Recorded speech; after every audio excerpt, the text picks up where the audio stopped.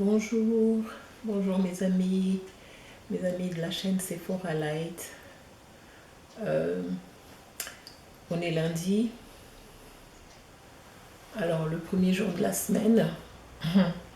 Je commencerai par présenter mes condoléances à la famille de maman Mwambouyi. C'est une dame qui est partie vers notre Seigneur, vers notre Sauveur. Mais c'était une grande dame, qui était ici avec nous. Et depuis, je pense hier ou avant-hier, qu'elle nous a quittés. Alors vraiment, on a été tous touchés dans nos cœurs. Et vu qu'elle était une des nôtres, ici en Suisse, une grande dame, et j'aimerais vraiment commencer par présenter mes sincères condoléances à la famille de notre maman, de notre sœur Mwambouyi. Vraiment sincères condoléances à la famille de maman Mwambouyi. Que son âme repose en paix. Voilà. C'est triste de perdre une personne très chère, une personne qui était au milieu de nous, une personne que je connaissais, une personne avec qui plusieurs fois nous avons eu le temps de parler, et aujourd'hui elle n'est plus là avec nous. Et je profite vraiment pour présenter mes sincères condoléances à la famille de maman Mwambouyi. Voilà. Je commence ce matin cette émission pour vous encourager, pour toutes les personnes qui ont passé des moments difficiles ou qui passent des moments difficiles, de ne pas désespérer. Ayons la foi en Jésus-Christ. Approchons-nous de Dieu, comme j'ai toujours dit. Si nous nous approchons de Dieu, Dieu lui-même l'a demandé, l'a souhaité que nous nous approchons de lui. Parce qu'il savait que de nous-mêmes, nous n'allons pas arriver. Il savait, on a été avertis, que le diable est descendu sur la terre en colère pour détruire, pour dévorer, pour égorger. Ça, ce n'est pas des termes faciles, ce sont des termes difficiles et des situations difficiles que nous traversons ici sur la terre. Ça peut être au milieu du travail, ça peut être au niveau de nos entourages, ça peut être dans la famille, ça peut être dans la maladie. Nous traversons tous des moments difficiles, mais c'est pour cela, Dieu notre Père qui est amour, sachant cela, il nous avait envoyé son Fils, notre Seigneur, notre Sauveur Jésus-Christ. C'est lui qui est venu pour nous donner de l'espérance et de l'espoir. Tout ce qu'il nous demande, c'est d'avoir la foi, de continuer à espérer, à ne pas baisser les bras. De savoir que même si aujourd'hui, tu te retrouves en bas, mais tant que le souffle de vie est là, tant que tu sais que tu as donné ta vie à Jésus-Christ, sache que il y aura toujours un jour, comme on dit, un jour viendra où les portes vont s'ouvrir dans ta vie. Dieu ne nous oublie pas. Dieu ne peut pas nous oublier parce qu'il nous a promis sa présence. Il a dit, je serai avec vous tous les jours de votre vie. Même si lorsque les gens vous ont observé en disant que de lui, qu'est-ce qui viendra de bon? C'est vrai, il y a des gens à qui on leur a dit directement comme ça, qu'est-ce que toi tu seras dans la vie? De toi, qu'est-ce qui peut sortir? Qu'est-ce qu'on peut encore espérer de toi? Tout à l'heure, j'ai reçu une vidéo où un bébé, je pense que ce bébé a des problèmes de santé, donc un handicap. C'est-à-dire que c'est un bébé qui est face à son père, et ce bébé je pense qu'il doit avoir dans les 13 mois. Et ça a été filmé, hein. Je ne sais pas si c'est lui qui a mis la caméra en train de se filmer, mais en tout cas, ça a été filmé et passé sur les réseaux sociaux où un père est en train de taper il est en train de taper son fils de 13 mois qui n'arrivait pas à se tenir debout. Il lui a donné des coups, il lui a donné des gifles, il lui a tiré par les oreilles, relevé par les oreilles et lâché dans le vide. Voilà qu'un père, un humain, un être humain, son père, était en train de le traiter ainsi. Vous vous imaginez si Dieu était comme ça avec nous? Et heureusement que nous avons un Seigneur, nous avons un Sauveur, c'est lui qui a accepté. Nous avons un Dieu, nous avons un Père céleste, c'est lui qui a envoyé son Fils pour venir nous secourir. On regardait le regard de ce bébé qui regardait gauche, à droite. Un moment, il se disait, qui viendra me prendre, hein, des bras de cet homme qui était en train de lui donner des coups au dos, un bébé de 13 mois, parce qu'il n'arrivait pas à se tenir sur ses jambes. Vous voyez jusqu'où le monde est en train de devenir mauvais, jusqu'où les gens sont en train de devenir mauvais. Lorsque je vous dis que le diable est descendu sur la terre en colère, vous voyez la colère que ce père avait. J'espère que les gens qui sont dans les réseaux sociaux, peut-être, ils vont recevoir ces images-là. Un papa costaud, un monsieur grand, fort, face à un bébé de 13 mois qui n'arrivait pas à se tenir sur ses jambes. Il était en train de lui donner des coups, parce que cet enfant n'arrivait pas à se mettre debout. À son âge, à 13 mois, voilà que cet enfant a déjà commencé à subir les combats de sa vie. Et ça m'a fait très mal. J'ai dit, jusqu'où on va aller, jusqu'où l'ennemi ne se cache plus. Parce qu'on ne peut pas dire que ce père-là, ce qu'il était en train de faire, c'était d'encourager cet enfant, à forcer cet enfant à se tenir debout, sans même savoir si cet enfant avait un problème de santé qui faisait que cet enfant n'arrivait pas encore à se mettre debout. Vous voyez pourquoi je suis en train de vous parler avec beaucoup d'émotions, beaucoup de tristesse, parce que c'était du direct. Et ce père n'était pas en train de faire semblant. Lorsque je vous dis que le combat est réel, voilà que cet enfant de 13 mois est en train de livrer son combat face à son propre père. Vous voyez ça? Jusqu'où le monde est en train de devenir mauvais. C'est pour cela. Gagnons du temps. Rattrapons le temps. Vous qui êtes en train de se poser des questions, pourquoi je vis une telle situation? Vous au moins, vous êtes encore devenu déjà adulte, vous pouvez encore réfléchir et comprendre pourquoi il vous arrive des choses. Mais cet enfant de 13 mois, lui, n'a rien compris. Il ne comprenait rien. Il était en train de recevoir des coups de la part de son père.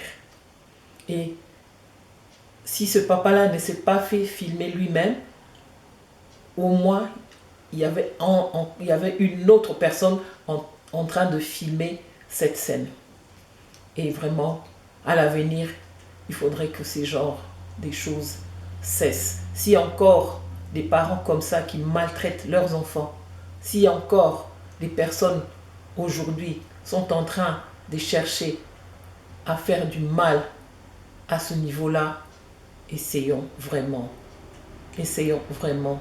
d'en parler et d'arrêter ces genres de choses.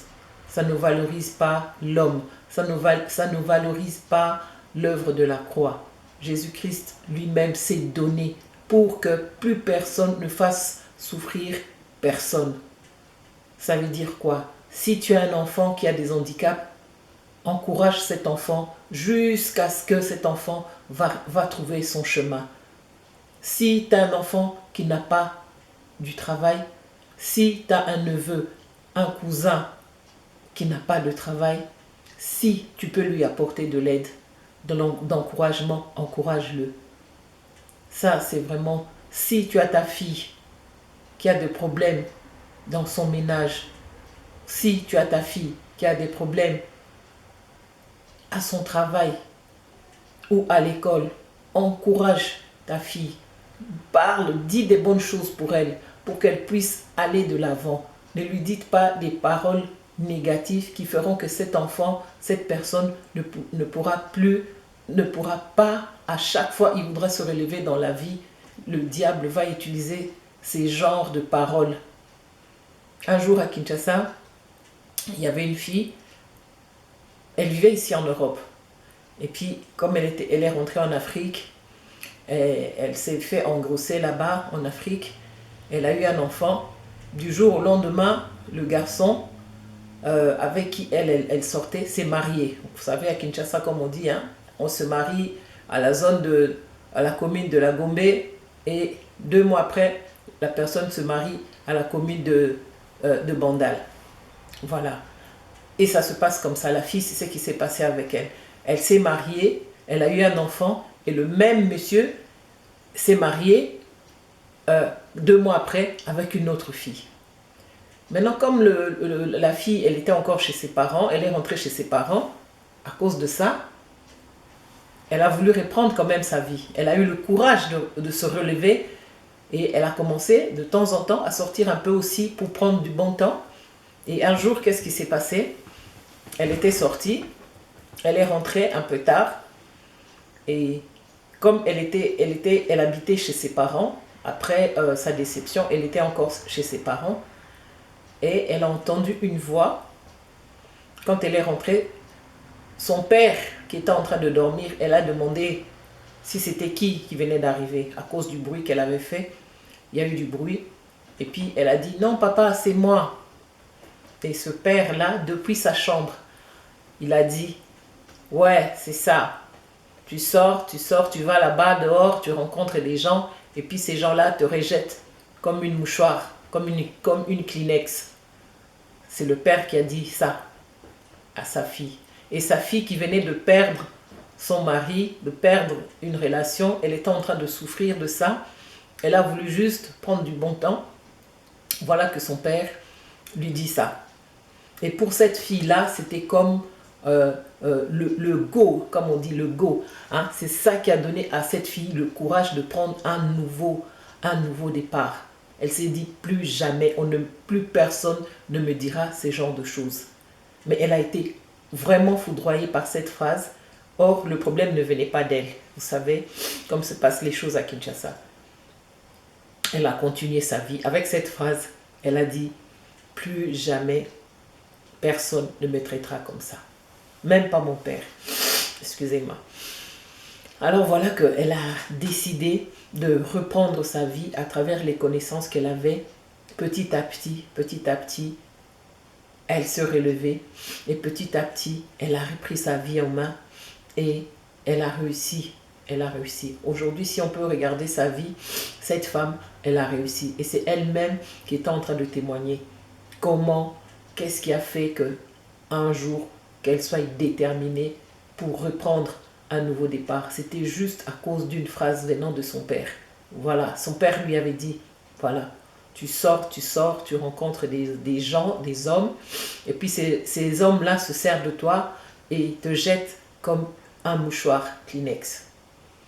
Et ça l'avait vraiment blessée. Elle s'était dit, plus jamais personne, je ne me laisserai plus faire, ni par un homme, ni par quelqu'un d'autre. Elle a repris sa vie et aujourd'hui, tout le monde la regarde et tout le monde dit, voilà qu'elle est devenue quelqu'un de respectable. Elle a récupéré sa vie. Ne laissez personne vous dire que pour vous, la vie est finie. Ne laissez personne vous dire que vous ne valez rien. Sachez que vous avez de la valeur. Tant que vous avez de la valeur aux yeux de Dieu, sache que vous allez vous relever et vous allez aller plus loin. Faites confiance à Dieu. Que le Seigneur devienne votre ami. Que le Seigneur devienne votre compagnon. Parce que quand je parle de l'intimité avec Dieu, ce n'est pas tout simplement faire des prières avec pitié de soi. Non, c'est faire des prières avec ferme conviction et courage. ait de l'espérance. Que le Seigneur sente que dans votre cœur, il y a l'espérance, il y a l'espoir, il y a la foi. Ça, ce sont des choses qui te donneront le courage de se relever de nouveau et de reprendre les affaires. Ça, c'est vraiment quelque chose que je voulais conseiller aux personnes qui passaient des moments difficiles, de leur dire que tant que ton cœur bat, tant que tu es vivant, si tu fais alliance avec Jésus-Christ, tu le reçois comme Seigneur et Sauveur dans ta vie, si tu fais de lui un ami proche, sachez que Jésus-Christ est un ami fidèle. Lui au moins, il ne te critiquera pas. Lui au moins, il ne te tournera pas le dos. Au contraire, lui, il te montrera le futur. Il te guidera, surtout si tu lui fais confiance, que tu lui donnes la main. Tu prends le temps de développer ton écoute. Parce qu'avec Dieu, il faut vraiment développer l'esprit à l'écoute de ce que Dieu veut te transmettre. Parce qu'il a dit, je m'en irai, mais je vous enverrai le Saint-Esprit. Le Saint-Esprit, c'est une personne, c'est une puissance qui connaît la volonté de Dieu, qui connaît les intentions de Dieu pour toi, pour moi. Et si on fait de l'Éternel les délices, il te donnera ce que ton cœur désire. Peut-être que le Seigneur voulait tout simplement changer la destinée de cette fille. Elle ne savait pas. Peut-être que si elle était restée avec cet homme-là, elle ne serait pas ce qu'elle est devenue aujourd'hui. Mais pour mettre fin à cette relation, voilà que Dieu avait frappé fort en séparant cette fille-là de son mari. Le Seigneur était en train de lui ouvrir une autre porte. Voilà ce que je voulais vraiment encourager les enfants de Dieu, de ne jamais désespérer. Si tu es une femme mariée et que tu vis une mauvaise relation avec ton mari, ne te relâche pas. Rentre dans la prière, prie, fais confiance à Dieu, confie cet homme au Seigneur, prie en mangeant, quand tu lui fais à manger, prie pour la nourriture. Vous croyez que quand Esther, elle était en train de faire la nourriture pour le roi, quand il avait invité Aman, qu'est-ce que Esther était en train de dire quand elle faisait cette nourriture? Même dans ses pensées, elle était dans la prière. Elle était en train de demander à Dieu qui lui avait placé dans la maison de son mari. Il disait, faites que quand le roi va manger cette nourriture, elle a mis tout son cœur, tout son amour en préparant cette nourriture. C'est la même chose. Quand nous attendons quelque chose de la part de Dieu, il faut savoir comment nous allons nous présenter devant Dieu. Nous allons aller vers Dieu avec des prières de reconnaissance, en reconnaissant que Dieu est puissant dans ta vie, en reconnaissant que Dieu ne t'a pas oublié, en reconnaissant que le meilleur est encore devant toi et que le Seigneur peut encore te faire confiance, que le Seigneur peut encore investir dans ta vie, que rien n'est jamais fini. Tu ne fais pas ça pour les gens, mais tu fais ça pour toi d'abord. Il faut que le Seigneur voie ta sincérité du cœur, que ce que tu es en train de lui demander, ce n'est pas pour aller te venger, ce n'est pas pour aller prouver, mais c'est vraiment pour toi, parce que tu as mal, parce que tu veux te relever, parce que tu crois aux capacités que lui, Dieu, a mis en toi. Il faut d'abord croire en ce que Dieu a mis en toi. C'est en ce moment-là que Dieu verra que tu es réellement un instrument que lui, il a créé. Tu es réellement un enfant de Dieu à qui lui, il peut confier une mission. Voilà, c'est ce que je voulais partager avec vous. En tout cas, là où vous vous trouvez, en tout cas, soyez bénis. Que la paix du Seigneur qui surpasse toutes choses soit avec vous. Ne baissons jamais les bras. Tant qu'il y a le souffle de vie, sachez que Dieu a encore une mission pour vous, pour moi, pour tous ceux qui suivent la chaîne Maman Sephora Light. Vraiment, sachez qu'il y a encore de l'espérance, il y a encore la vie. Ouvrez les fenêtres, laissez rentrer la lumière. Soyez dans la joie, dans l'adoration, dans la louange, dans vos maisons. Que dans vos maisons règne l'Esprit de Dieu, l'Esprit de paix. En ce moment-là, vous verrez, les anges de l'Éternel vont venir dans votre maison déposer des bénédictions et des bénédictions. Une fois, il y a un homme de Dieu qui m'avait dit, que je ne connaissais pas non plus, c'était toujours dans la prière, me dit, pourquoi tu as la tête courbée? Pendant longtemps, j'avais la tête courbée, même sans le savoir. Mais un jour, un homme de Dieu m'a dit que les larmes qui coulaient de mes yeux, le Seigneur le prenait dans un vase d'or. Mais cet homme-là, le pasteur, cet homme de Dieu qui est venu de l'Égypte, ne me connaissait pas. On n'avait pas parlé. Comment est-ce que cet homme de Dieu savait que j'avais des larmes qui coulaient de mes yeux et que Dieu a dit, les larmes qui coulaient de mes yeux, il le prenait dans un vase d'or. Il a dit qu'il m'attendait. Il attendait le jour que moi je veux grandir. Il a commencé à me faire des signes quand j'étais enfant que moi je ne comprenais pas. Il a dit que j'attendais que tu grandisses pour que comme tu es devenu grand à l'extérieur et que spirituellement aussi que tu grandisses. Ça, c'est des choses que le Seigneur avait réservées pour moi. Pourquoi j'avais la tête courbée? Parce que j'avais tout pris sur mes épaules. Quand nous venons de l'Afrique et que nous arrivons ici en Europe, nous ne connaissons pas le pays, nous devons nous battre. Dans ton ménage, au travail, avec les enfants, quand tu ne comprenais plus rien. Et moi, j'avais la tête courbée. Et lorsqu'un homme de Dieu m'a dit, pourquoi tu as la tête courbée? Lève ta tête. Et c'est ce que j'aimerais dire aussi aujourd'hui aux personnes qui ont la tête courbée, de ne pas baisser la tête, mais de relever la tête. Leur Seigneur, leur Sauveur les attend, il est devant.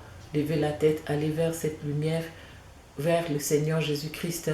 C'est lui qui détient toute puissance, c'est lui qui connaît la volonté de ta vie, c'est lui qui a fait et qui va faire encore. Donc, c'est ce que vraiment je voulais vous parler aujourd'hui. Je suis un peu comme ça dans le calme parce que toutes mes pensées vont vers la famille de notre maman, notre chère maman, cette grande dame qui nous a laissé maman Mbouyi. Vraiment, que le Seigneur console la famille de maman Mbouyi. Vraiment mes condoléances à la famille. Voilà, je vous remercie beaucoup. Soyez bénis. À bientôt. Que la paix du Seigneur